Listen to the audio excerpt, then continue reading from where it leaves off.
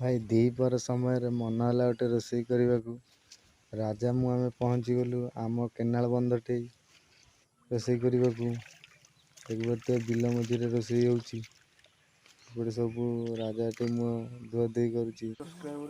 ଦେଖିପାରୁଥିବେ ମୁଁ ଏବେ ଧୋଇଲି ମାଛ। ତାପରେ ଏପଟେ ସଉଦା ପତ୍ର ସବୁ ଥୁଆଥୁଇ କରି ଜାଳ ଟିକେ ଚିରା ଚିରି କଲୁ। ଦେଖିପାରୁଥିବେ ଏପଟେ ସବୁ ଦେଖିପାରୁଥିବେ ଏଇ ଜାଗାରେ ହେଲା ରୋଷେଇ। ଏବେ ଭାତ ବସିଲା, ଭାତ କରୁଛି ରାଜା ଏପଟେ। ତାପରେ ମାଛ ଛଣାଛଣି ଆମେ ଆରମ୍ଭ କଲୁ। ଦେଖିପାରୁଥିବେ ମାଛ ଗୁଡ଼ା ଛଣା ହେଉଛି।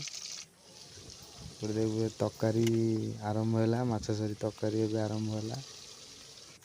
ଦେଖିପାରୁଥିବେ ତରକାରୀର ରଙ୍ଗ କଳା ହେଇଛି। ବିଲ ମଝିରେ ଯଦି ଭିଡ଼ିଓ ଭଲ ଲାଗୁଛି ଲାଇକ୍ ଆଣ୍ଡ ସବସ୍କ୍ରାଇବ୍ କର। ମୁଁ ବି ମୋର ଖିଆ ଆରମ୍ଭ କଲି। ଦେଖିପାରୁଥିବେ ମାଛ ଭାତ ବିଲ ମଝିରେ।